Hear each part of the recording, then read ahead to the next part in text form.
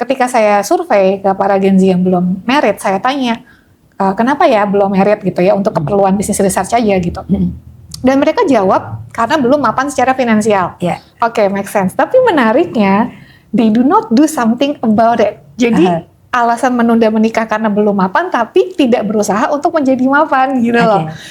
Karirnya bisa jadi bagus, karirnya naik gitu kan, tapi spendingnya juga ikut naik. Gitu kan. Tapi begitu dia terjadi pernikahan dan masalah keuangan ini adalah masuk ke dalam 5 besar pemicu keributan rumah tangga yang bisa menyebabkan KDRT, yang menyebabkan perceraian, yang bisa menyebabkan perselingkuhan, dan bisa menyebabkan juga perselingkuhan secara keuangan. Keuangan gimana tuh? Halo, kembali lagi bersama saya Rifa Sanchati dari The Love Story. Dalam episode Sundays with Expert yang satu ini, saya kembali ditemani oleh Mbak Rista. Halo Mbak. Hai. Apa kabar? Alhamdulillah baik. Aku tuh kalau mau ngomongin kesini tuh diundang sama Mbak Rifa tuh selalu aja semangat. Seneng ya.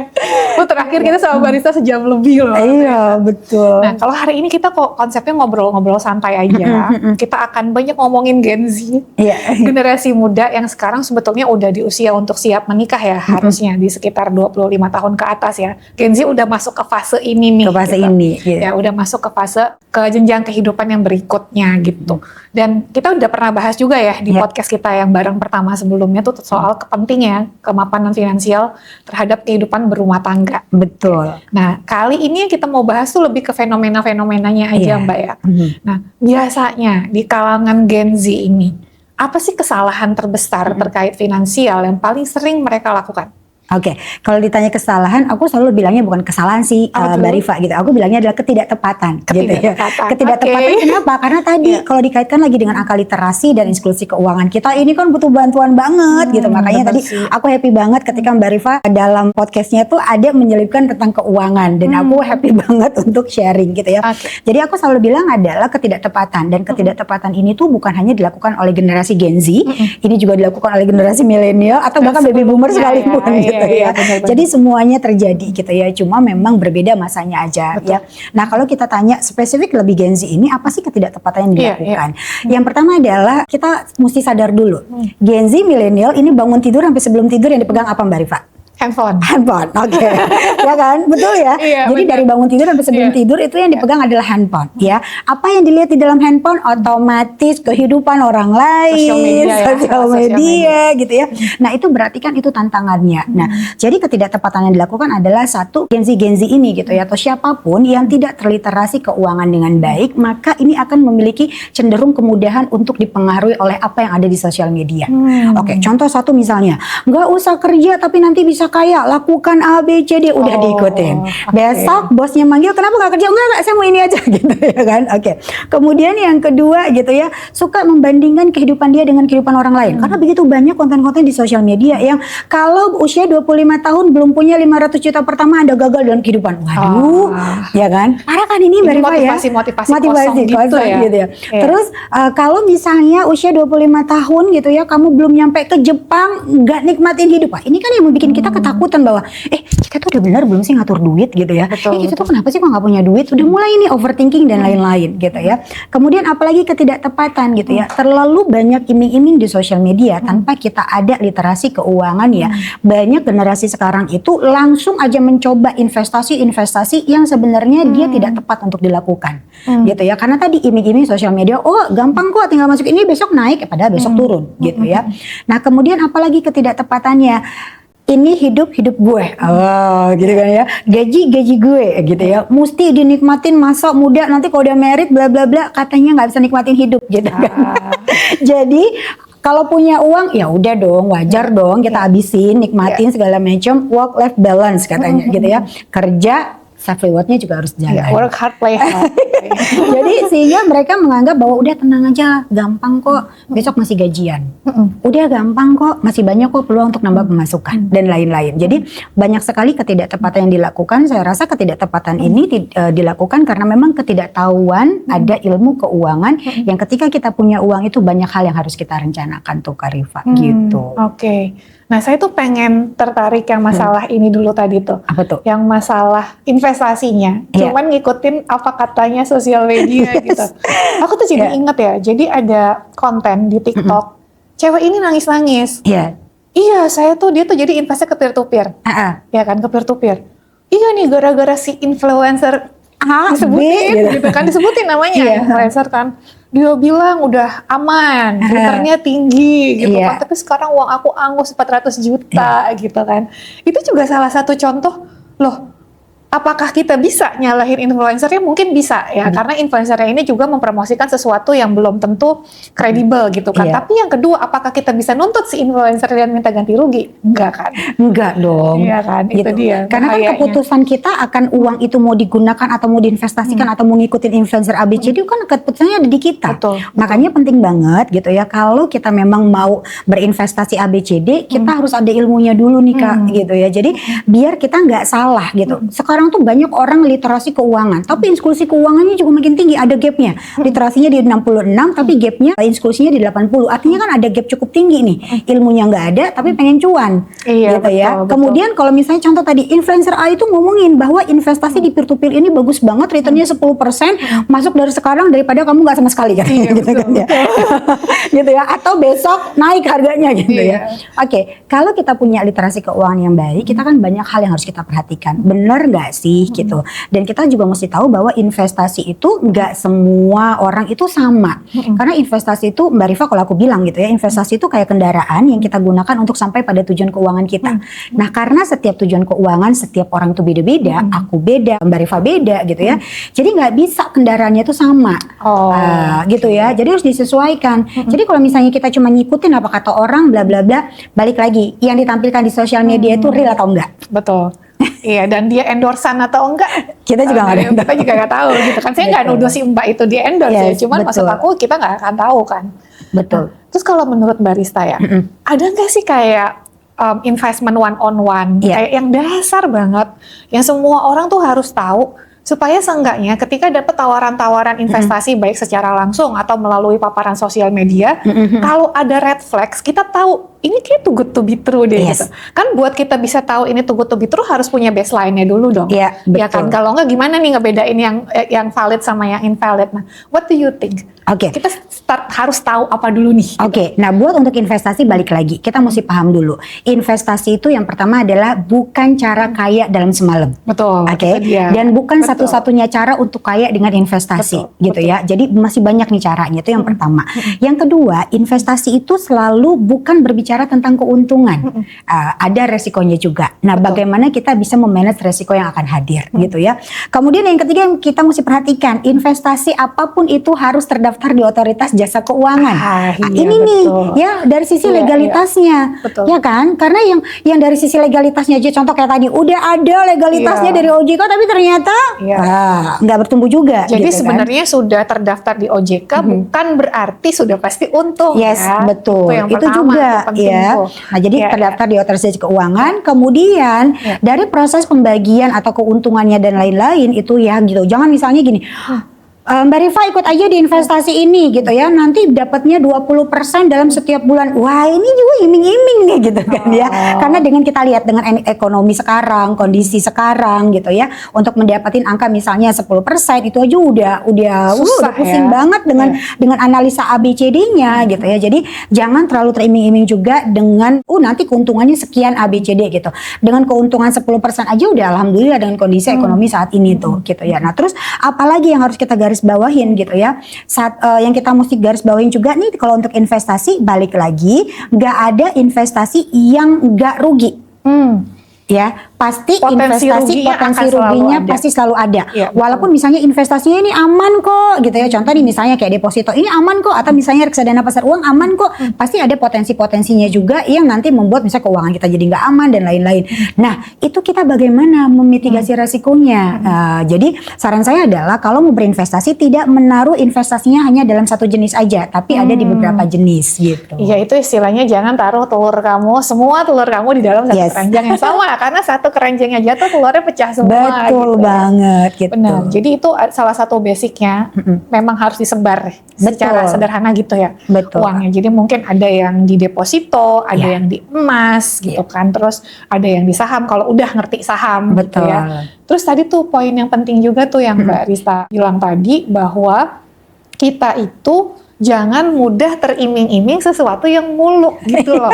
Jadi teman-teman harus tahu dulu standarnya investasi itu sebenarnya ngasih return tuh berapa gitu. Kalau jauh di atas itu, nah itu yang disebut dengan too good to be true sebenarnya. Betul. Contoh nih misalnya gini ya, aku tuh mesti tentuin dulu. Banyak 80% gitu ya investor retail di pasar modal itu nggak pernah sampai pada tujuannya tuh Mbak Rifa. Kenapa? Karena ya tadi dia berinvestasi tanpa dia tahu tujuannya gitu. Karena kan investasi tadi aku bilang itu kendaraan.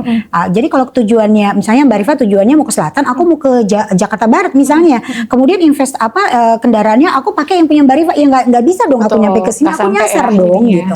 Nah jadi gitu ya, saran aku adalah buat teman-teman yang mau berinvestasi itu benar-benar tentuin dulu investasinya itu untuk apa. Oke, kemudian targetnya itu berapa? Aku tuh selalu bilang targetnya itu berapa. Kemudian berapa yang kita bisa sisihkan rutin setiap bulannya. Baru kita cari jenis investasi atau kendaraannya itu apa, gitu ya. Jadi nggak bisa disamain tuh. Nah, kemudian dari sana baru aku bilang nih, kalau aku dalam 2 tahun ke depan mau nyiapin dana pendidikan anak jumlahnya 300 juta, maka aku tuh harus menargetkan jenis investasi apa dengan tingkat return misalnya di angka 10 atau sampai 15%. Aku yang menentukan. Gitu. Jadi jangan ditentukan oleh orang lain, tapi kita yang menentukan. Kalau kita mau dapat 10 sampai 15%, baru nanti kita sebar. Dari beberapa jenis ini kira-kira kalau di average bisa dapetin 10 atau 15% enggak? Gitu. Jadi jangan kita nanya misalnya Mbak Rifa ada investasi apa? Kasih aku berapa? 20%? Ya, kabur deh gitu. Tapi kita sendiri yang menentukan untuk memilih gitu kan ya. Kira-kira kalau di average dari beberapa pilihan investasi kira-kira bisa masuk nggak di 10%? Bisa masuk nggak di angka 15% gitu. Jadi itu kita yang menentukan gitu. Nah kalau strategi investasi ini, apakah bisa berbeda strategi investasi mereka yang masih single dengan yang sudah berkeluarga gitu? Oke, udah pasti berbeda. Pasti tujuannya berbeda tuh Mbak Rifa. Tujuannya, kan tujuannya aja udah beda ya? Iya, kalau yang single mungkin nggak nanggung siapapun, misalnya nggak termasuk sandwich generation. Tujuannya adalah untuk sekolah S2.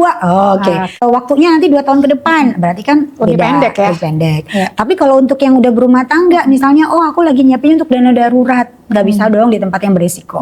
Atau misalnya aku lagi nyiapin untuk dana pendidikan anak 10 tahun yang akan datang gitu. Mungkin ada beberapa jenis yang sama, tapi mungkin porsinya berbeda. Gitu. Oke, mungkin kalau untuk yang berkeluarga, porsi untuk long term investmentnya akan lebih banyak akan lebih banyak. Oke, dan jumlahnya juga lebih besar dibandingin yang masih single. Yes, betul.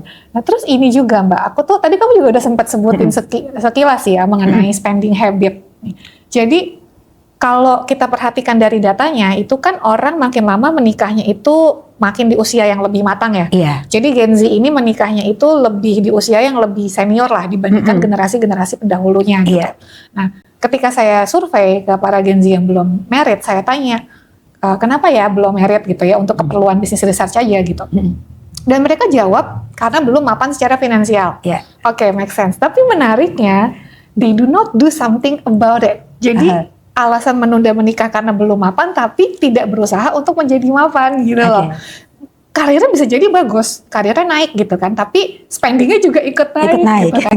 Alasannya, iya soalnya stres kerja gitu kan, lagi ada PHK di mana-mana.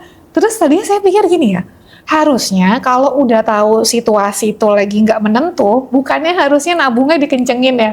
Tapi ternyata secara psikologis enggak, mereka malah mencari rasa aman, mencari rasa senang di tengah situasi yang penuh pressure dari spending money. Gitu. Itu namanya disebut doom spending. Doom spending, exactly. Gimana nih your view about this, atau pengalaman Mbak Rista, klien-klien mengalami masalah ini gitu, boleh ceritain nggak? Oke, kalau berdasarkan pengalaman gitu kan ya, mau pegang klien ataupun pengalaman pribadi gitu ya, ini tuh menarik gitu ya. Di saat kalau kita lihat sejak tahun 2020 sampai detik ini tuh kan angka pernikahan turun jauh gitu ya. Betul. Karena betul kata Mbak Rifa tadi bahwa aku kalau misalnya belum mapan secara keuangan, kayaknya nggak mau nikah dulu, gitu kan ya. Tapi kan logiknya ketika tadi gitu ya, dia bilang belum mapan secara keuangan, harusnya dengan karirnya yang bagus, harusnya lebih banyak menabungnya, investasinya, sehingga dia menjadi mapan gitu ya, sehingga siap menikah. Tapi ternyata gitu ya, ada faktornya lagi, ketakutannya adalah gitu ya kan. ukuran mapan dan nyaman seseorang itu kan beda-beda tuh, Mbak Rifa, gitu ya. Ada yang orang karena gini sekarang, menikah itu bukan suatu menjadi satu keharusan kalau di zaman sekarang. Betul, gitu ya. Iya kan? Kalau dulu, kalau udah lulus kuliah gitu atau lulus SMA tuh udah gatel banget, kok kamu nggak married, bla bla bla gitu. Nanti dibilang ya udah usia perawan tua nggak laku bla bla. Kalau sekarang menikah itu lebih santai karena bukan sesuatu yang kayak tujuan akhir dari kehidupan kita selama hidup. Itu menikah itu enggak, ya kan. Jadi banyak pertimbangan.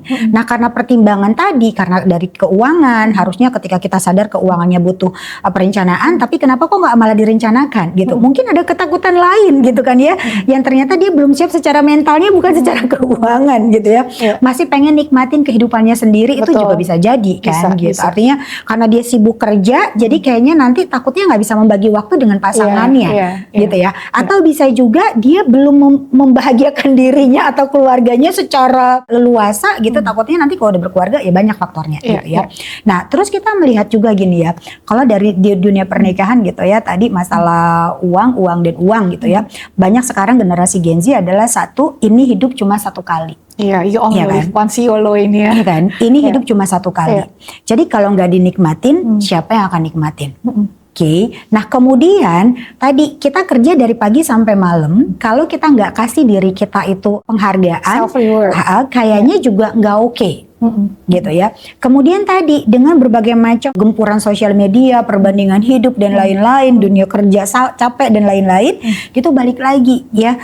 Tingkat stres itu tinggi dan akhirnya kita ya udah pelampiasannya itu ada yang larinya ke makan, ada yang larinya ke belanja, ada yang larinya tadi jangan-jangan padel mulu tiap hari gitu kan ya, olahraga gitu ya. Tiba-tiba beli tiket ke luar negeri. Tiba-tiba beli tiket ke luar negeri atau nonton konser dan ini kan sebenarnya artinya kalau tadi kita belajar dari sisi mental dan psikolognya berarti ada yang hilang. Betul. Ya kan? Betul. Ada sisi yang hilang yang sebenarnya tuh harus dicek. Kenapa sih kok pelariannya jadi seperti ini? Sehingga kalau kamu pelarian seperti ini mau sampai kapanpun mau naik karirnya tuh naik terus levelnya, kamu nggak akan pernah siap untuk berumah tangga. Betul. Nah, jadi ini ada kaitannya dengan psikologinya juga nih Mbak Rifa. Kita harus dicek dulu gitu ya. Nah, coba kalau kita cek juga ya, coba deh ambil kita review dulu. 1 bulan terakhir kita itu belanja dalam kondisi 1 marah, kedua kita stres, ketiga kita sedang sedih, atau dari mana? Gitu ya. Nah, kalau kita marah, pelampiasannya apa yang kita lakukan? Apakah kita belanja? Apakah kita makan? Gitu. Itu coba di list dulu gitu ya. Dibikin jurnalnya dulu. Nah, dari sana baru kelihatan. Kalau aku marah, aku belanja baju habisnya 2 juta, padahal bajunya nggak aku pakai. Ya kan? Nah kalau ini begini terus artinya memang belum siap untuk menikah. Karena kalau kejadiannya nanti ribut dalam rumah tangga, uangnya habis buat belanja. Gitu ya. Nanti buat sekolah anak. Buat sekolah anak kayak gimana nih? Gitu. Nah itu tadi harus dicek dulu gitu ya. Ini namanya fenomenanya adalah doom spending gitu ya. Dimana kita itu belanja karena ada emosi-emosi yang mengganggu dalam kehidupan kita. Apakah itu marah, sedih, kemudian lagi kecewa. Bahkan pada saat kita seneng pun kita belanja loh. Bisa jadi ya. Gitu. Nah terus kenapa sih kok di ekonomi yang seperti ini udah tahu nyari kerja tuh nggak gampang, udah tahu bisnis juga nggak mudah, udah tahu uang tuh harus diirit-irit, kenapa kok malah belanja? Tadi banyak orang yang bilang gini, udahlah hidup cuma 1 kali. Iya kan, kalau nggak dinikmatin besok negara juga bakal ambruk gitu, misalnya gitu kan, ya kan, udahlah nggak usah nikmatin daripada kayak menderita terus-terusan, mendingan sekarang ya udah gitu. Nikmatin aja gitu. Nah ini loh, gitu. Jadi ternyata banyak klien aku juga begitu. Aku bilang kan ini kondisinya lagi begini, ya gimana Mbak? Udah kondisi kayak gini juga aku nggak bisa nikmatin kok. Jadi ya kalau ada ya udah aku keluarin aja, gitu. Salah ya nggak juga sih. Gitu. Enjoy it while you have it gitu ya. Iya kan gitu, enjoy aja. Cuma masalahnya kalau ini diteruskan dengan begini, bakal ada kondisi-kondisi keuangan yang nanti akan berantakan. Kalau kamu marah belanja, pada saat nggak punya uang tapi kamu lagi marah belanja, ujung-ujungnya pakai peleter, ujung-ujungnya kena pinjol, ujung-ujungnya ngutang sama temen gitu ya. Nah jadi ada dampak positifnya kalau cepat dikendalikan, ada dampak negatifnya kalau nggak segera dikendalikan. Iya, dan menurut aku ini salah satu penyebab juga ya, kenapa sekarang tuh doom spending semakin trending, karena berutang semakin gampang. Yes. Dulu inget nggak Mbak, Kayaknya sampai sekarang juga dapat CC masih susah ya, kartu kredit gitu kan. Yes, masih betul. susah kan, masih kayak susah. harus tahu dulu penghasilan kita berapa. Ada slip gajinya 3 bulan terakhir gitu. Terus bahkan aku dulu tuh masih ingat zamannya landed phone. Iya. Jadi kalau punya telepon rumah itu diteleponin ya. Diteleponin dan kalau ada yang angkat nanti diterimanya peluang diterima lebih besar. Jadi dari kita daftar kartu kredit sampai dapat kartu kreditnya tuh bisa 1 bulan gitu kan. Betul. Kalau sekarang kan dengar-dengar paylater nggak begitu ya. Gampang banget, mudah sekali gitu ya. Karena memang diberikan adalah memang yang namanya pinjaman daring atau paylater itu kan memang untuk membantu memberikan kemudahan kepada masyarakat. Tapi di balik kemudahan yang tidak terencana bakal ada masalah gitu ya. Nah intinya gini, kalau KTP-nya nggak blur gitu.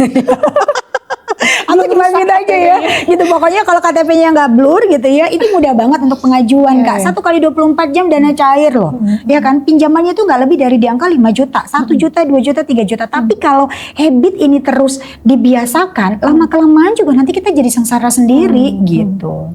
Jadi ini sebenarnya seperti menyelesaikan sebuah masalah dengan nambah masalah baru ya gitu. Nambah masalah baru sih gitu. Nah biasanya kalau dari Mbak Rista nih, financial advice apa yang kamu kasih untuk klien yang sedang mengalami fase ini? Fase yang doom spending ya. Jadi kalau aku bilang tuh sama klien-klien gitu ya, kita sebagai perencana keuangan itu kita nggak punya hak untuk melarang jangan beli A, B, C, D gitu ya. Kenapa? Karena kan ini adalah kehidupannya. Mungkin dia belanja karena ada sesuatu yang hilang. Mungkin belanja pada saat marah karena memang ada ego yang lagi harus dikasih makan gitu ya. Nah jadi aku selalu mengurai terlebih dahulu kenapa sih kok jadi budget belanjanya jadi lebih besar, belinya apa aja gitu ya. Kemudian digunakannya untuk apa aja. Jadi aku mesti urai dulu nih Mbak, alasan sih klien ini tuh belanja pada saat emosi, sedih dan lain-lain gitu ya, dan tidak mengukur kemampuannya. Setelah cerita bla bla bla baru aku bikin anggarannya.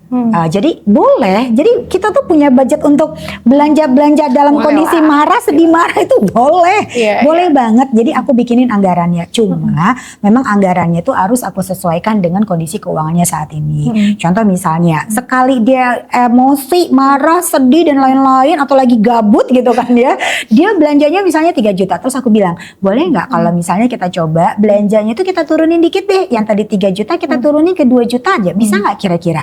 Dan aku pun harus minta persetujuan dari klien ya. Kenapa? Karena kita perencana keuangan tuh Mbak Rifa, kita cuma bisanya tuh kayak arsitek, kita bikin rancangannya, yang ngejalannya kan kalian. Gitu. Jadi kembali lagi kira-kira bisa atau enggak. Kalau kliennya bilang gini, Mbak Risa kayaknya berat deh dari 3 juta langsung ke 2 juta, boleh nggak kalau misalnya dibuat di 2,5 juta? Oke, nggak apa-apa, kita coba dulu, trial dulu di bulan pertama. Gitu. Nanti kalau di bulan pertama ternyata si kliennya udah bisa, kan kita review ya tiap bulan. Kliennya udah bisa, baru oke, good nih gitu ya, udah bisa turun 500.000, kira-kira kita akan berlanjut nggak? Oke, kira-kira kamu yang tentuin. Sekarang di bulan depan gitu ya, di bulan yang akan kita jalanin, kamu mau turunin di angka berapa? Gitu. Jadi tetap harus si kliennya menentukan kemampuan dia tuh di berapa. Gitu. Jadi kayak orang berobat ke dokter gitu ya Mbak Rifa ya, kan dikasih dosis misalnya 500 gitu ya. Udah mulai mendingan nih, kita turunin ya dosisnya. Gitu. Bertahap ya. Bertahap, ada prosesnya. Karena jangan sampai begitu dia di-cut, oke nggak boleh ya, nggak boleh nih belanja 3 jutaan. Oke, belanjanya 1 jutaan aja. Ingat ya, nggak bisa begitu. Karena kalau orang kayak gitu, kayak dia nanti kayak dijudge, kayak ngerasa dia paling salah segala macam gitu. Kita nggak bisa. Justru semakin dia ditekan, malah semakin susah buat berubah. Semakin susah berubah. Tapi kalau kita ajak pelan-pelan, yuk kita kurangin ya. Tapi nanti aku dampingin. Kalau kamu misalnya Mbak Rista, aku mau jajan segala macam, coba cerita dulu sama aku deh, gitu ya. Nanti aku lihat kira-kira budget mana yang mau diambil untuk kamu jajan, gitu ya. Gitu. Jadi diajarin budgeting. Diajarin budgeting pelan-pelan dan belajar untuk mengambil keputusan yang lebih bijaksana. Yang lebih rasional ya. Iya. Tapi ada nggak kayak financial hacks lain? Kayak aku tuh pernah baca ya di mana ya, di salah satu media massa nasional lah. Dia bilang salah satu mengatasi doom spending adalah mengurangi jumlah uang yang kita simpan di rekening tabungan. Karena katanya kalau kita ngerasa wah masih ada 20 juta, masih banyak nih duitnya ya. Gitu kan. Itu bener ya sih? Itu juga ada salah satunya Mbak Rifa gitu ya. Itu juga benar bisa dilakukan. Jadi contohnya begini, kita itu selalu memberikan edukasi kepada klien. Uang yang di tabungan itu, contoh Mbak Rifa punya uang misalnya 100 juta. Yang ditaruh di tabungan untuk cash flow tiap bulan itu cuma di angka 15% dari 100 juta. Oh, hanya 15% aja. Ya, Patokannya untuk 15%. apa? Dari tadi yang 100 juta. Contoh nih misalnya, Mbak Rifa tuh punya uang nih 100 juta gitu kan ya. Jadi kita cuma bisa taruh 15% di tabungan untuk cash flow tiap bulan aja. Kalau ada kejadian bla bla bla atau butuh gitu. Cuma 15%. Sisanya 85% harus move ke dalam investasi. Apa itu nanti deposito, apa itu reksadana, apa itu nanti kita beli emas. Yang susah diambil. Ya, yang susah diambil gitu ya. Nah, 15% ini gitu ya untuk kejadian kalau misalnya tadi ada kebutuhan atau untuk kalau misalnya udah di budgeting tapi ternyata kita nggak bikin dana cadangan. Gitu kan ya. Jadi ada over misalnya, kemarin tuh ada keluarga yang ulang tahunnya tuh 2, ada temen yang nikah ternyata 3. Itu bisa dipakainya dari sini. Ya, ini juga ternyata kenapa kita taruh di angka 15? Betul tadi. Karena ada sebagian orang gitu ya, yang kalau ngelihat uangnya banyak di rekening gitu ya, dia jadi menggampangkan, cuma 100.000, cuma 500.000, udah 1 juta gitu, tahu-tahu loh kok uangnya segini gitu. Tapi jangan salah loh Mbak Rifa, ada juga orang yang ketika aku bilang gitu ya, klien bilang, Mbak, Mas, Bapak, Ibu gitu ya, di tabungannya nggak boleh lebih dari 15% ya untuk yang liquid. Tapi ada juga orang yang kalau melihat uangnya itu terlalu sedikit, dia malah stres Mbak Rifa. Anxious ya. Iya. Jadi dia merasa bahwa sedikit nggak bisa ngapa-ngapain. Dan dia stres sendiri. Terus gitu. gimana tuh? Nah itu kalau begitu aku bikin kesepakatan lagi. Oke, dari uang 100 juta kan tadi idealnya cuma 15% nih gitu. Oke, Mbak, Ibu, Bapak nyamannya di angka berapa? Mbak boleh nggak kalau misalnya ditaruh di 30% biar aku jadi nggak apa-apa masukin gitu. Jadi kita merencanakan keuangan sekaligus mengedukasi klien itu yang dia juga nyaman untuk dia lakukan dan dia merasa nggak tertekan. Jadi harus dipersonalize bahkan. Yes, benar. Bukan cuma investasi tapi dinabungnya juga betul, gitu ya. betul. Jadi benar-benar personal banget nih Mbak. Jadi nggak bisa disamain gitu. Jadi untuk klien satu aku benar ada klien itu 30% aku taruh gitu. Tapi dengar ya Mbak, 30% ini hanya untuk kalau kenapa-napa. Tapi tetap kalau misalnya gitu ya ada kebutuhan dan lain-lain, boleh kabarin ke aku, nanti aku lihat budgetnya ngambil dari mana dan berapa budget amannya. Gitu. Jadi benar-benar dia harus tektokan. Sama kayak kita tuh pakai personal trainer di gym. Boleh nggak sih cheating hari ini aku tuh pengen makan gitu. Makan enak gitu ya. Gitu. Boleh nggak? Ya udah boleh. Tapi besok lakukan exercise-nya 2 kali lipat gitu. Gitu. Jadi kita nggak terlalu yang ketat-ketat banget karena kadang orang ada tipe orang yang gini. Kalau diketatin dia jadi ngerasa kok aku nggak nyaman ya nikmatin hidup. Kok aku nggak nyaman ya melakukan perencanaan keuangan. Mbak Rifa aja nggak lakukan perencanaan keuangan, padahal gajinya di bawah aku, tapi dia bisa kok sampai kemana-mana. Akhirnya dia nanti membandingkan kehidupan dia dengan orang lain. Gitu. Jadi kalau itu betul sekali ada salah satu hack gitu, tapi tidak bisa diberlakukan ke semua orang karena tadi ada orang yang ketakutan kalau uangnya dikit di tabungan. I see. That's interesting. Tapi kalau buat aku itu trik works banget sih. Dari pengalaman aku pribadi juga ya, aku juga sebenarnya basicnya orang yang cenderung boros.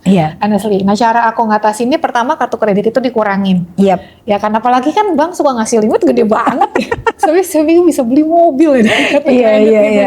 Pertama itu kartu kreditnya tuh dikurangin. Kalau tiba-tiba dinaikin limitnya bisa telepon sebenarnya minta turunin lagi gitu. Itu pertama. Terus yang kedua, kartu kredit tuh jangan semuanya ada fisiknya. Jadi jangan kalau kita pergi kemana-mana bawa kartu kredit gitu ya. Nanti pulang-pulang tiba-tiba limitnya udah habis. Limitnya udah habis gitu ya. Terus yang ketiga itu kalau aku kunci duitnya memang. Jadi walaupun aku tuh sebenarnya bisnis gitu ya, aku nggak gaji diri sendiri tetap jadinya. Jadi mau perusahaan untungnya sebesar apapun, gaji aku tiap bulan tuh tetap. Tetap. Nah terus gajiannya sama kayak orang-orang di tanggal 25 gitu kan. Terus nanti duitnya tuh aku taruh dikunci. Kayak misalkan di deposito gitu kan, beli emas. Nah itu kan dikunci ya, uangnya udah kekunci di situ. Efeknya jadi punya tanggal tua lagi. Jadi ngerasa kayak karyawan lagi ya. Karyawan lagi nih gue. Tapi Mbak justru dengan cara kayak gitu aku bisa punya tabungannya tuh naik terus. Jadi naik terus. Itu jadi dari zamannya masih jadi karyawan sampai sekarang jadi pengusaha. Aku bisa nabung lagi, bisa invest lagi, caranya dipaksa. Karena orang kayak aku pertama kali dipaksa sama orang tua tuh beli apartemen. Jadi waktu itu waktu kerja baru 2 tahun, terus tiba-tiba si papi nelfon. Itu tuh di Pancoran ada apartemen subsidi. Kalau gaji belum nyampe 4 juta, gak usah bayar PPN. Katanya gitu kan. Wah lumayan gak bayar PPN berarti sekitar 14 juta waktu itu kan. 10% dari harga apartemennya kan. Waktu itu apartemennya murah, cuma 140 juta di Pancoran gitu kan. Nah terus ya udah, yang berat tuh nabung DP. Cicilannya kan oke ya, bank kan nggak akan ngasih gede-gede banget angsurannya kan. DP-nya, karena DP kan ke developer kan. Wah itu bener-bener tuh. Cuman dari situ aku ngerasa memang kalau di aku investasi dan nabung tuh kayak harus dipaksa. Harus dipaksa. Karena kalau enggak bener-bener uang tuh habisnya nggak karuan. Gitu. Malah aku punya satu klien mewajibkan sama dirinya sendiri setiap minggu dia harus beli emas. Oh iya. Itu juga bisa Mbak Rifa. Jadi dia nggak fisik, makanya sekarang udah pakai digital. Oh, digital. Ya. Okay. Jadi dia mewajibkan. Contoh gini, kalau hari Minggu ini dia punya uang 200.000, 200.000 dimasukin. Iya. Kalau minggu depan dia punya 300.000, 300.000. Tapi dia memang punya kewajiban gitu ya, menargetkan dirinya setiap minggu itu harus dia beli emas. Berapapun itu kan. Kasih keharusan ke diri sendiri. Harus memberikan keharusan gitu. Iya betul kata Mbak Rifa tadi kan gitu. Harus pokoknya kalau nabung tuh harus gitu. Dan itu juga aku lakukan gitu. Terutama dengan anakku yang kuliah. Ya, itu juga aku harus lakukan gitu. Jadi begitu udah nanti punya pendapatan gitu kan ya, atau dikasih mama ya segala macam, dibuat listnya berapa itu yang bisa ditabung, itu langsung masukin di tabungan. Iya. Gitu. Karena kalau nggak dipaksa nggak akan bisa. Iya. Gitu. Itu in so many cases tuh bener-bener sih, kalau nggak dipaksa bener-bener gak akan. Yes, betul. Atau yang misalnya auto debit itu juga bisa dilakukan. Bisa juga. Ya, kan ada tuh sekarang fitur-fitur investasi yang auto debit kan. Ya kayak tabungan berjangka gitu ya. Ya, betul. Ya itu bisa juga sih ya kayak gitu.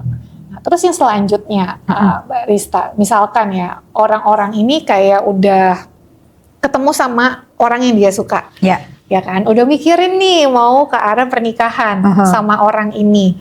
Biasanya tahap penting apa nih yang dilewatin sama pasangan-pasangan yang baru mau nikah?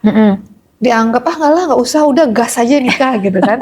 Tapi tiba-tiba boom jadi masalah. Setelah married itu biasanya masalah kayak apa aja? Oke, kalau aku dari sisi perencana keuangan, masalah keuangan ini adalah masalah yang tidak pernah dibahas sebelum pernikahan dan akan menjadi boom ya, gitu. Soalnya. Betul, ya kan? Kan banyak tuh ada masalah keuangan, ada masalah seks, itu kan juga harus dibahas kan, Mbak kan. Kemudian masalah bagaimana kita meregulasi emosi kalau terjadi perbedaan pendapat dan lain-lain itu harus dibahas sebenarnya. Nah, cuma karena hari ini aku dari sebagai perencana keuangan dan yang tidak pernah dibahas gitu ya dari ya mungkin yang ngebahas keuangan mungkin yang sadar baru 10% yang mau merit gitu ya, tapi sisanya 90% nggak mau ngebahas keuangan, takut satu dianggap matre, yang kedua jadi sok pengen tahu keuangan pasangan karena privacy. Iya, karena privacy masing-masing. Yang ketiga nanti kalau misalnya dia tahu kondisi keuangan aku malah nggak jadi nikah gitu ya karena takut ternyata aku nanggung banyak banget atau aku lagi punya utang banyak gitu sebelum nikah. Nah, itu jadi masalah keuangan ini adalah satu hal yang jarang sekali dibahas oleh pasangan yang mau menikah gitu. Tapi begitu dia terjadi pernikahan dan masalah keuangan ini adalah masuk ke dalam 5 besar pemicu keributan rumah tangga yang bisa menyebabkan KDRT, yang menyebabkan perceraian, yang bisa menyebabkan perselingkuhan dan bisa menyebabkan juga perselingkuhan secara keuangan. Selingkuh keuangan gimana tuh? Waduh, ya kan? Selingkuh keuangan kan? Selingkuhnya tuh banyak jenisnya loh. Yang kita tahu selingkuh tuh cuma selingkuh ya tadi selingkuh hati gitu kan ya. Atau misalnya KDRT-nya dalam bentuk fisik. Padahal sebenarnya juga ada KDRT dalam bentuk finansial ada. Nah, tapi kalau selingkuh finansial tuh gimana? Selingkuh finansial bisa jadi Mbak Rifa misalnya pendapatannya 5 juta tapi bilang sama suami pendapatnya cuma 3 juta, selingkuh gak? Oh iya. Supaya kan 2 jutanya bisa buat diri sendiri atau 2 jutanya ternyata kita buat keluarga. Tapi yang lebih sering kayak gitu suami gak sih daripada istri? Apa dua-duanya? Dua-duanya. Oh iya. Dua-duanya. Ya kan kalau suami kan kebanyakan misalnya pendapatannya dikasih semua ke istri. Nih gaji semua. Sesuai slip gaji. Sesuai slip gaji. Ya kan? Tapi ada juga karena semuanya dikasih ke istri, mungkin ada seseran-seseran yang gak ngomong sama istri. Ya kan karena kan semuanya udah ke istri. Kalau ini dapat seseran kasih lagi ke istri, gimana dong aku hidupnya gitu. Terus aku cuma dibatasin tiap bulan. Nah, ini yang harus diperbaikin gitu ya. Jadi saran aku buat teman-teman nih yang misalnya dalam tahap PDKT, pengenalan dan lain-lain gitu ya. Atau yang ta'aruf juga. Atau yang lagi ta'aruf juga. Nggak apa-apa kok ngebahas tentang keuangan karena ngebahas tentang keuangan ini bukan jadi tujuan utama untuk dia gajinya kecil, dia uangnya segini, aduh dia banyak tanggungan, bukan, tapi untuk menyamakan persepsi kita tentang uang, gitu, ya kan? Persepsi kita tentang uang itu seperti apa, cara kelolanya seperti apa, kalau kita punya kendala keuangan, apa yang harus kita lakukan solusinya, dan ini harus coba dibicarakan, gitu, karena kalau misalnya ini nggak pernah dibicarakan, nggak ada kesepakatan, ini nanti begitu berumah tangga ada kekurangan dikit saling menyalahkan, kamu sih kurang keras kerjanya, udah mulai drama deh gitu ya kan, kamu sih boros paket terus yang dateng gitu ya kan, kamu sih ngasih orang tua kamu, emang kamu nggak bilang apa kita tuh masih baru berumah tangga, kan itu banyak. Gitu. Jadi kalau dari keuangan tuh penting banget untuk kita bahas. Jadi kalau aku selalu bilang jangan hanya buka-bukaan baju aja, tapi buka-bukaan secara keuangan. Bukan baju setelah nikah ya. Iya gitu. Tapi kalau bahas keuangannya sebelum nikah. Sebelum nikah. Iya. Nah, ini tuh ngingetin aku sama satu-satunya psikiater aku sih. Iya. Jadi aku pernah konsul psikiater, dan jawaban dari masalah aku pada saat itu, dia bilang gini, dia itu kan di rumah sakit yang mahal gitu Mbak, jadi memang tarif beliau tuh mahal banget 1 jamnya gitu, dan dia bilang yang datang ke dia itu kan orang-orang dari kelas menengah atas gitu. Dan salah satu penyebab mereka sampai membutuhkan konseling itu karena si istrinya itu lebih kaya daripada suaminya gitu. Dia bilang itu bikin hubungannya tuh jadi nggak harmonis gitu. Dan itu larinya kemana-mana, bisa jadi si suaminya selingkuh lah, bisa suaminya jadi kasar, yang sebenarnya akarnya karena istrinya lebih sukses gitu.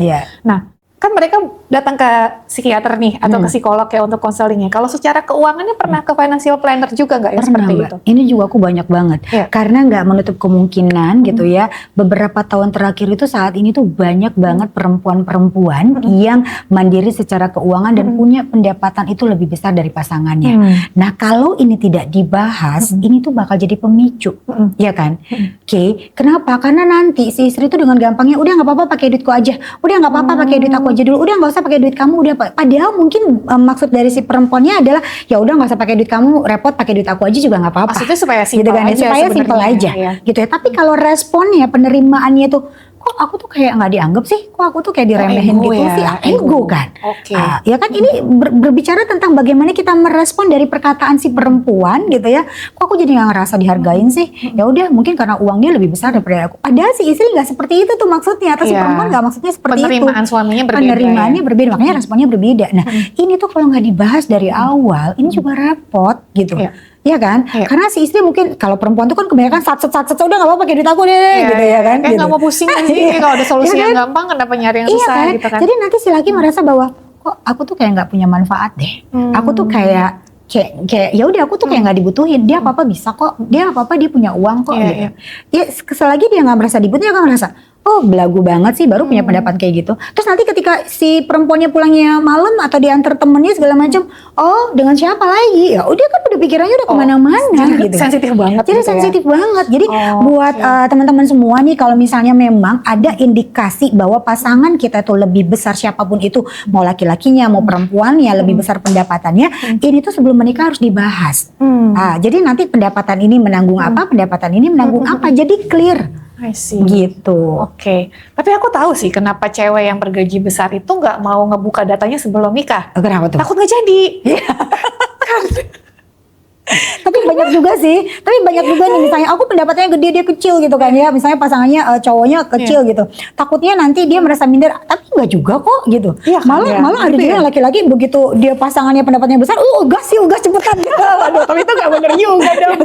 Gas juga dong, ngadepin duit istri kan? Gas aja dong, gas. Nah, kalau si istri kan nggak apa-apa, pendapatan kamu nggak apa-apa, nanti kan kamu bekerja gitu ya, kemudian nanti kamu lihat peluang, siapa tahu nanti pendapatan kamu kan gitu, biasanya pendapatannya naik dan lain-lain, everything is okay gitu. Nah, tapi balik lagi, kalaupun jadi plus minus ya, kalau dibuka takutnya yang kayak tadi, udah nggak apa-apa deh gas nih, pendapatannya gede, nanti dia oke. Ada juga yang misalnya, oh iya ya dia pendapatnya gede, nanti aku bisa nggak ya ngimbangin gaya hidupnya, gitu. Jadi selalu ada dua gitu Mbak. Iya, tapi either way, walaupun gak nyaman, tetap kasih tahu aja sebelumnya. Tetap harus. That's tough. Gitu ya, tetap harus ada saling keterbukaan gitu. Jadi kalaupun misalnya nanti gini, Mbak Rifa misalnya pendapatannya 100 juta lebih besar dari pasangan cuma 50 juta misalnya. Oke, kita bikin gitu ya. Oke, aku hitung adalah sama-sama di 50 jutanya. 50 jutanya aku udah pindahin ya. Jadi pendapatan kita tuh sama. Kamu nyumbang 50 juta, aku 50 juta. Yuk kita gabungin dalam satu rekening rumah tangga, dan inilah yang kita atur bareng-bareng. Jadi jangan lihat aku yang 50 jutanya, anggap aja ini 50-50. Oke. Ya kan, jadi sama nih, setara nih, jadi nggak ada yang lebih gede gitu. Betul. Jadi dalam satu bahtera rumah tangga itu sebenarnya income mereka equal gitu ya. Yes, betul. Ya, bisa juga. And it works ya for your clients yang dimana gaji ceweknya tuh lebih besar. Itu bisa. Gitu. Yang tadi ada kesepakatan. Ya udah, dari gaji aku ambil cuma 50-50. 50 juta itu buat tujuan keuangan. Toh nanti tujuan keuangannya juga buat anak-anak juga kan gitu. Jangan dipermasalahin. Yang ini dulu yang kita fokus. Jadi kamu fokus, pendapatan kita jadi sama. Jangan lihat yang 50. 50-nya anggap aja tuh untuk tabungan yang udah kita akan siapin. Gitu. Atau ada satu kasus lagi juga. Ini cuma satu kasus ya, tapi aku pengen ceritain. Jadi penghasilan istrinya tuh jauh lebih besar. Nah, penghasilan suaminya sebenarnya nggak kecil sih, cuman emang istrinya bisnisnya sukses banget aja gitu kan. Nah, Jadi suaminya punya prinsip walaupun istrinya tuh duitnya banyak banget, semua kebutuhan rumah tangga tetap suaminya yang bayarin. Yes. Tapi menggunakan budget suaminya. Yeah. Dan rumah tangga mereka bisa jalan karena istrinya tuh bersedia kayak apa ya istilahnya menyesuaikan gitu. Yeah. Jadi ya udah kalau misalkan budget suaminya beli rumah bukan di apartemen yang mewah banget gitu, ya udah nggak apa-apa tetap ikut di situ gitu. Yeah. Kalau aku lihat itu juga ternyata bisa works juga sih. Yes, betul. Buat mereka ya. Jadi ada proses keterbukaan dan kompromi juga. Betul. Makanya kan tadi kalau kita terbuka kan kita jadi tahu ya bahwa oh kapasitasnya dia di sini. Ya udah di sini aja gitu. Betul. Karena kalau misalnya ini nggak dibahas tadi, Mbak Rifa pengen aku pokoknya rumahnya pengennya di Jaksel ya. Tapi kemampuan suaminya cuma adanya di Jakarta Timur. Jadi mau kayak gimana nih? Ya udah pakai duit aku aja lah, udah aku yang bayar. Kan suami merasa kok jadi dia sih? Iya gitu. betul. Tapi kalau misalnya tadi suaminya cuma kemampuannya misalnya di sini aja rumahnya di apartemen yang misalnya cuma 2 kamar misalnya gitu ya. Ya udah ikutin karena memang kemampuan suaminya ada di sana gitu. Oke. Tapi tadi kan kamu ada sebutin ya, ternyata bisa jadi masalah juga kalau gap terlalu jauhnya di mana sih suaminya yang lebih kaya. Ya. Itu kenapa tuh masalahnya? Bukan harusnya nggak masalah ya? Nah, kalau tadi kan istri ini tadi gitu kan. Iya kan? Kalau suaminya. Kalau kan sebenarnya suami ataupun istri gitu ya, atau perempuan atau laki-laki yang lebih kaya, kan balik lagi ya. Jangan-jangan lu nikahin aku tuh karena harta. Iya. Ini drama banget sih ya gitu. Dan kadang kalaupun suami yang nggak mikir gitu, ibunya si suami. Ibunya gitu kan ya. Atau saudara-saudaranya, wah itu kan ini cewek matre ini matre nih gitu ya kan. Atau lagi bisa jadi gini, nanti disangkain uangnya habis dengan istrinya dan keluarganya. Kan kita nggak tahu gitu. Makanya benar-benar itu tuh paling tidak perempuan itu pada saat nanti menikah paling tidak harus bekerja. Ya kan, harus tetap punya pendapatan. Betul. Walaupun nanti misalnya kita memiliki pasangan baik itu laki-laki yang lebih kaya ataupun perempuan yang lebih kaya gitu ya, kita tetap punya harga diri, kita tetap punya pemasukan dan kita tetap gitu ya, kita bisa menafkahi baik itu menafkahi istri atau kasih suami dan lain-lain untuk rumah tangga gitu. Karena kalau tadi tuh banyak ya Mbak, kalau bertemu dengan keluarga yang baik-baik aja everything is okay. Mau dia kaya, mau dia nggak kaya gitu kan. Kalau dapat yang baik. Yes, tapi kalau yang baik. Tapi kalau misalnya dapat yang keluarganya drama gitu, ini akan jadi masalah. Ya jadi ikut campur terus. Ini uang anak saya jangan-jangan buat ya mama kan, kamu habis buat keluarga kamu ya gitu. Terus yang aku rasakan juga ya, minta uang sama orang tuh nggak enak. Bahkan orang tua aku sendiri misalnya ya, waktu zamannya masih sekolah, kuliah, aku tuh minta uang sama orang tua nggak enak. Makanya aku mulai jualan dari kelas 3 SD. Supaya luar biasa. Iya, jadi kalau sekolah ya udahlah itu urusan orang tua. Tapi kalau jajan beli majalah, beli baju Barbie gitu misalnya, yang sifatnya ya cuman buat have fun aja, aku tuh minta sama orang tuh nggak enak. Jadi kayak kayaknya kalaupun nikah, bukan kayaknya udah pasti, kalaupun suatu saat nikah pengen tetap kerja gitu, supaya kalau tiba-tiba nih ada tas yang aku pengen banget, tas impian gitu kan, pengen punya satu nggak usah minta kan, kayak beli aja sendiri. Aku sih personal reason-nya kayak jiwanya udah dari kecil jiwanya. Aku pun sama loh. Jadi gini, ketika aku ya punya pendapatan misalnya gini, aku punya pendapatan udah buat A B C D, tapi aku pengen nih kayak Mbak Rifa tadi, aku pengen beli tas gitu, tapi aku nggak mau ngeganggu gitu kan. Jadi yang aku lakukan adalah aku balik lagi lihat value apa yang ada dalam diri aku, kemudian aku lihat peluang untuk nambah pemasukan dan aku untuk beli tas itu tanpa ngeganggu tabungan, tanpa ngeganggu si dan tanpa perlu minta sama orang lain. Tanpa perlu minta. Karena gini, aku tuh kemarin ngangkat konten gitu ya Mbak, di mana istri itu takut minta dengan pasangannya, akhirnya dia terjebak dengan pinjol. Baik legal maupun ilegal. 7.000 sekian yang komen istri-istri yang kejebak dengan pinjol, alasannya mau minta dengan suami nggak enak. Dan karena biasanya gini tuh, jadi yang pernah aku dengar dari mereka, karena ketika mereka pernah minta sekali 2 kali, responsnya sangat nggak enak. Dan kayaknya bikin sakit hati gitu ya. Bikin sakit hati. Jadi daripada sakit hati lagi, udah gue minjol aja. Betul banget gitu ya. Begitu minta misalnya, kamu nih boros banget. Aduh pasti sakitnya apa? Ya, padahal Pak ini belum bayar ini apa sih, di kemarin udah dikasih uangnya kemana aja. Sakit banget rasanya. Gitu kan perempuan tuh mainnya dengan perasaan. Betul. Dan ini mungkin akan banyak cowok yang gak setuju. Tapi kalau menurut aku, kalau suami nyuruh istrinya berhenti kerja setelah nikah, berarti semua biaya hidup dia ketika harus ditanggung. Harus ditanggung. Betul. Jangan yang biasanya skincare dia harganya 500.000 sebotol, kamu suruh pakai yang 20.000, itu kualitasnya beda jauh. Ini disebut dengan financial abuse Mbak. Itu tadi ya, ini termasuk dalam kekerasan keuangan tanpa kita sadarin atas dasar cinta. Udah deh, anak-anak kasihan, kamu nggak usah kerja, nanti semua kebutuhan aku penuhin. Awalnya bilangnya gitu. Tapi begitu sudah berhenti kerja gitu kan ya, yang betul tadi, aku awalnya skincare-nya 1 juta disuruh beli yang 50.000. Udah deh, kan kita lagi nggak punya duit kayak gini, masa kamu nggak ngertiin suami sih, bla bla bla. Lah ini tuh udah jadi kayak power untuk ngontrol. Dulu janjinya kayak gimana, gitu. Atau misalnya tadi yang minta-minta, gitu kan ya. Jadi dijadikan uang itu sebagai power untuk mengendalikan. Iya, betul. Ya kan, untuk mengendalikan, untuk mengontrol, gitu ya. Kemudian terus kalau minta duit, misalnya kayak uang belanja tuh kayak ngemis gitu, minta-minta. Nah ini juga harus dipikirin. Padahal itu buat gitu. makan si suaminya juga kan, kenapa mesti minta-minta gitu. Ya kan. Nah ini balik lagi, makanya kenapa tadi hal ini adalah penting untuk kita bahas sebelum menikah, gitu ya. Dan pada saat PDKT juga kita bisa melihat loh, ini tipe perempuan seperti apa, ini lagi seperti apa gitu. Nah kemarin kan kita juga udah bahas ya waktu itu contoh ya, sedikit ya contohnya gitu, tanya tipis-tipis. Yes betul. Kalau kita baru PDKT kayak gini ya, kita lihat nih dari proses, misalnya kita makan itu yang ada split bill nggak nih? Kamu makan apa, kamu bayar, aku makan. Ih kalau aku sih enggak ya gitu. Tapi kan ada yang begitu ya, biar mereka tanggung jawab ya kan gitu. Tapi ada juga yang kalau misalnya pada saat ngomongin, kayaknya kita ngeliatnya royal gitu, kamu banyak banget nih, royal banget. Tapi hati-hati loh, royal ini tuh bisa terbawa nanti pada saat sudah berumah tangga. Ya kan, dia royal semua, aku dibeliin bla bla bla. Kita mesti lihat itu apakah memang dia punya kemampuan itu untuk memberikan kita keistimewaan segala macam, atau jangan-jangan itu hanya dipaksakan karena kita lagi PDKT. Nah itu kita juga quote-unquote harus hati-hati gitu ya. Itu soalnya beliin ini itu salah satu teknik love bombing juga loh, hati-hati. Ya kan? Iya, love bombing. Jadi love bombing tuh kayak gini. Ini juga aku gila ya, makin banyak tahu tuh makin serem menjalani hidup. Jadi orang-orang yang love bombing, dia tuh pengen bikin pasangannya tuh cepet-cepet jatuh cinta sama dia, cepet-cepet bucin. Bukan di level jatuh cinta, bucin. Supaya apa? Supaya kalau nanti brengseknya dia aslinya keluar, dia nggak akan kemana-mana. Contoh brengseknya apa? Pertama KDRT. Gitu. Jadi kalau aku simak beritanya gitu ya, cowok-cowok yang KDRT, apa yang dia lakukan habis mukulin istrinya? Ngasih hadiah. Jadi dulu awal PDKT-nya juga gitu.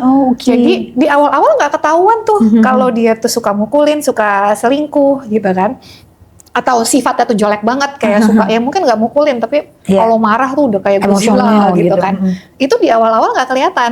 Nah, tapi supaya mumpung dia masih bisa nahan diri, belum kelihatan hasilnya, cepet-cepet dibikin jatuh cinta. Salah satunya dengan beliin hadiah, diantar jemput kemana-mana. Diperlakukan like a princess lah ya gitu. Princess gitu. Tapi nanti pas si cowoknya tahu, udah bucin nih sama gue, baru pelan-pelan keluar sifat aslinya. Dan karena ceweknya ini udah attach, dia susah untuk keluar. Dan ketika udah mau keluar, balik lagi love bombingnya, berulang lagi gitu. Jadi emang mesti hati-hati sih. PDKT tuh harus jangan ngelihat cuman di tahap honeymoon phase-nya aja. Tapi lihat juga ketika lagi marah kayak gimana, ketika lagi capek, ketika lagi sakit. Atau mungkin ketika lagi kondisinya kurang uang. Makanya ya, salah satu tips PDKT tahu nggak apa? Bukan tips PDKT. Tips ngecek ini cocok jadi pasangan atau enggak, diajak ke traveling ke negara asing yang mata uangnya itu yang bukan mata uang kita gitu. Ya jadi kalau Indonesia ya IDR di Indonesia doang ya. Jadi misalkan kita ke Europe gitu ya, pakai euro di sana. Tujuannya apa? Supaya ketika uang euronya habis, kelihatan dia responsnya ketika uang lagi tipis, emosinya terjaga atau enggak meledak-ledak gitu. Bukan berarti perginya harus berdua doang ya, bisa bisa sama teman-teman gitu. Iya, sama teman-teman. Terus ketika nyasar. Nyasar kan stres ya Mbak ya? Apalagi di negara asing. Kamu nih jalan nih gimana sih? Iya, bisa jadi kayak gitu. Terus masalah ketepatan waktu. Ya kan, masalah kedisiplinan di negara orang kayak gitu, masalah adaptability. Dan itu make sense. Kenapa? Karena sebagai traveler aku punya prinsip nggak mau traveling itu lebih dari 2 minggu. Why? Karena lebih dari 2 minggu sifat asli orang keluar semua. Ini ide ilmu baru nih. Jadi makanya ketika ada yang ngasih saran, lu sebelum married lu ajak dia dulu traveling ke luar negeri gitu kan. Oh iya, make sense. Karena that's how we know nanti kira-kira kalau udah tinggal seatap sifatnya bakalan tinggalnya kayak gitu enggak gitu ya. Yes, betul. Gitu sih. Ya itu mungkin not 100% tentang financially-nya ya, tapi lebih kayak emotional management-nya juga, time management-nya juga. Betul. kedisiplinannya juga, karena memang traveling tuh nggak semuanya indah-indah gitu. Tapi itu benar-benar akan ngaruhin sih, karena mental seseorang, Betul. kemudian attitude seseorang dan lain itu juga ngaruh dalam ngatur Betul. keuangan gitu. Dan sama sih, money habit orang ketika traveling kelihatan. Mana yang tiba-tiba beli oleh-olehnya Banyak. Itu kayaknya aku tuh kayaknya. Ya sih, aku juga suka gitu sih. Tapi ada juga, dia muter dulu, dilihat dulu semua, baru dia baru beli. Iya, Gitu kan. betul. Tapi ada juga satu toko beli, Satu toko lain toko beli beli, lagi iya, gitu kan. betul, Tapi ada betul. juga yang nggak kayak gitu. Dia mau lihat dulu opsinya ada apa aja, baru oh iya budget gue soalnya cuma 2 juta nih gitu kan. Jadi lihat dulu ada apa. Jadi kelihatan sih emang dari traveling tuh so many habits itu betul. bisa kelihatan. Nah itu, jadi pada saat PDKT jangan hanya ngomongin cinta mulu. Karena cinta tuh gak cukup buat bayar cicilan kan. Iya juga. Betul-betul, cinta tuh kayak cuman permulaan sebenarnya ya. Bahkan salah satu hal paling sedih yang pernah aku dengar dari salah seorang terapis pernikahan, bahkan selama pernikahan walaupun gak cerai, cintanya bisa hilang di tengah. Betul. Gitu. Rasa cintanya bisa aja di tengah-tengah kamu tiba-tiba suka sama orang lain, bahkan bukan berarti langsung selingkuh ya. Tapi emang tiba-tiba suka aja gitu, dan ternyata itu terjadi cukup sering. Karena makanya orang-orang pada datang ke terapi pernikahan kan. Iya, karena kosong. Ada sesuatu yang pada saat di awal yang tadi kata Mbak Rifa gitu kan ya, ada love bombing tadi gitu kan ya, yang semuanya dikasih, tiba-tiba dia nggak ngerasain itu lagi. Iya betul. Jadi banyak hal, bisa tiba-tiba benci sama pasangan sendiri, tiba-tiba bosen. Ini kalau kayak gini nggak mau nikah nih kayaknya. Iya kan? Ya makanya nikah sudah sama orang yang tepat aja masih susah, apalagi sama orang yang salah. Makanya kan banyak nih podcast kita di sini expert semua dari semua bidang tuh kita cover gitu ya. Harapannya bisa bukan cuma sekedar mencegah perceraian, karena kan nggak cerai juga bukan berarti harmonis nih rumah tangganya ya. Tapi ya kita pengen membangun keluarga cemara lah Mbak. Gitu kan. Jadi dari ekonomi terpenuhi, emosionalnya stabil, psikologisnya bahagia gitu. Betul. Gitu sih. Kayak Barista, wah kita udah jam kan. Seru banget ya. Seru banget. Nah, 14 Desember nanti Barista akan jadi speaker di offline eventnya The Love Story. Kita akan bahas personal financial planning and career development. Nah, di seminar ini tuh khusus buat single. Jadi topiknya akan banyak ngebahas soal personal financial planning buat yang belum menikah dan persiapannya untuk menikah ke depannya. Bedanya karena pesertanya masih single semua, kalian bisa sekalian cari jodoh di situ. Gitu. Nanti Barista mau bahas apa aja nih persis?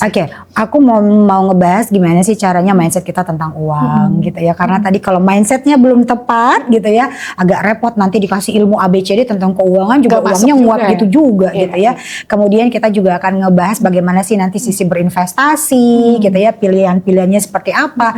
Harus mulai dari mana? Harus mulai dari mana gitu ya. Atau misalnya ada pilihannya untuk asuransi atau dana darurat, itu juga harus seperti apa gitu ya. Nanti kita akan praktek langsung bagaimana buat budgetingnya tuh. Wah keren tuh ya kan. Supaya kita tahu ya kayak kalau gajinya segini berapa sih yang buat kebutuhan pokok, berapa yang buat asuransi, berapa yang buat lain-lain gitu ya. Terutama buat liburan ya gitu. Pasti gimana caranya liburan tetap jalan. Dan ini aku tuh pernah ada teman yang nanya, kok aku bisa? Waktu itu aku belum punya side hustle ya, cuma 1 job aja. Tapi bisa punya fixed asset, apartemen, mobil, terus bisa nabung juga buat bisnis aku gitu kan. Sambil tetap jalan-jalan keliling ke luar negeri gitu kan. Kok bisa sih semuanya at the same time gitu. Itu juga sih yang akan aku share di sini. Karena nanti dari Barista akan share dari sisi pengelolaan keuangannya, itu penting. Tapi yang gak kalah penting adalah peningkatan income-nya. Betul banget. Karena ilmu keuangan itu cuma 2. Kalau kekurangan ya nambah income. Karena kalau gak ada uangnya apa juga yang mau dikelola. Apa yang mau dikelola ya kan gitu. Ya jadi kalau aku selalu jawab ya kuncinya 2. Pertama, kalau prinsip aku 2 tahun sekali itu gaji harus naik lebih besar dari inflasi. Gitu. Jadi kalau kenaikan gaji normal itu kan cuma 3-5% ya. Menurut aku itu nggak cukup. Kalau tiap tahun kita cuma naiknya segitu. UMR kalau diperhatikan kenaikannya sekitar segitu tiap tahun. Itu nggak cukup.